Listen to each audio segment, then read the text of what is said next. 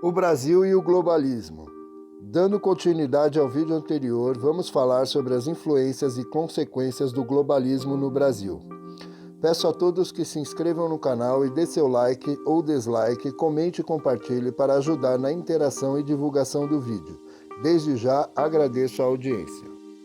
Após o término do regime militar, e até mesmo antes disso, o Brasil vem sendo um alvo constante do establishment globalista. Na década de 80, o Brasil foi afetado pelo advento da chamada Guerra das Malvinas, Falkland para os ingleses.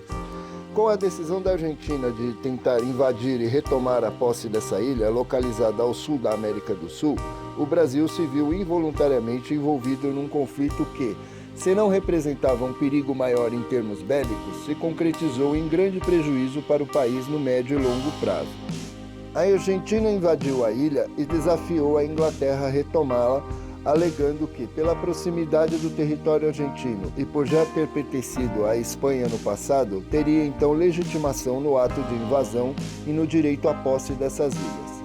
A Inglaterra, que tinha como primeira-ministra a senhora Margaret Thatcher, chamada Dama de Ferro, repudiou veementemente a atitude das alegações argentinas e enviou uma força marítima para retomar o arquipélago, o que conseguiu sem grandes dificuldades, uma vez que a Argentina era um país subdesenvolvido, passava por uma enorme crise econômica e política. A Inglaterra solicitou auxílio e mediação americana para resolver um impasse criado em torno da questão. Os Estados Unidos estavam presos a dois tratados, o TIAR, Tratado Interamericano de Assistência Recíproca, que regulamentava que os Estados Unidos teriam que se unir a qualquer país das Américas que sofresse agressão. Porém, os americanos também estavam presos ao Tratado da OTAN, Organização do Atlântico Norte, que estipula que qualquer país filiado a esta instituição que sofresse qualquer agressão, todos os outros estariam obrigados a servir ao país agredido. A Inglaterra era e é um membro da OTAN. Os americanos deram sinais que, se tivessem que optar entre ambos os tratados, que se uniriam aos irmãos ingleses. Após esses sinais dos Estados Unidos, o Brasil, por intermédio do ex-presidente General Figueiredo, avisou aos americanos que não iriam admitir nenhum soldado inglês no continente, sob pena de entrar na guerra ao lado dos argentinos, tendo inclusive obrigado um avião inglês a um pouso em solo brasileiro e a consequente apreensão do avião inglês do tipo bombardeiro.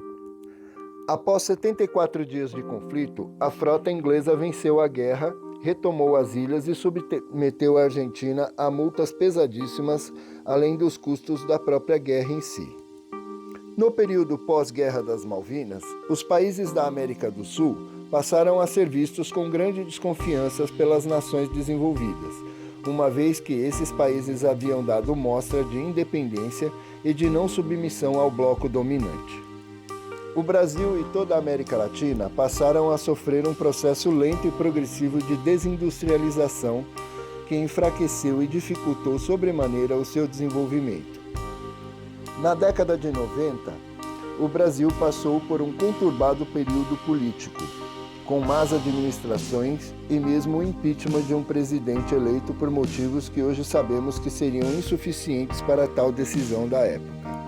Em 1994, o senhor Fernando Henrique Cardoso foi eleito presidente do Brasil na esteira do Plano Real, planejamento econômico que veio acabar com a inflação que se mostrava há alguns anos um problema crônico na economia do Brasil. Fernando Henrique era adepto das ideias do Diálogo Interamericano de Desenvolvimento, instituição não governamental com sede nos Estados Unidos, responsável por teses e teorias de políticas internas e externas das nações. Entre as várias teorias, o Diálogo Interamericano de Desenvolvimento criou uma tese que ficou conhecida como Consenso de Washington. O Consenso de Washington, composto por uma série de 10 medidas básicas de macroeconomia que visavam expandir os mercados entre as nações e impulsionar a globalização. Porém, o mesmo foi aplicado em muitos países como normas inegociáveis, mas em outros apenas em parte. Dessas normas eram seguidas e os resultados em alguns países se mostraram pífios, com poucos ou nenhum resultado aumentando nos últimos 20 anos o fosso da riqueza e pobreza entre as várias nações. De forma velada, existe ainda hoje a teoria de que neste encontro, no ano de 1989, foi acertado entre os senhores globais que países da América do Sul eram rebeldes e que não poderiam ser prioritários nos investimentos e acessos a determinados mercados e produtos sob o risco de virem a se tornar perigosos no futuro. Já existia o atrativo do mercado asiático, com os chamados tigres asiáticos, e após a queda da União Soviética e do Muro de Berlim, que veio quase como efeito dominó, a China, como consequência, passou a abrir seu mercado e oferecer mão de obra baratíssima, baseada no trabalho escravo e ausência de direitos humanos e trabalhistas, atraindo muitas empresas de todos os setores para construir seu chão de fábrica naquele país. Desculpe, pessoal, mas por um problema técnico vou ter que encerrar o vídeo aqui. Vou estar postando outro vídeo amanhã, a continuação desse. Obrigado, dê seu like, inscreva-se no canal, dá essa força pra gente. Obrigado.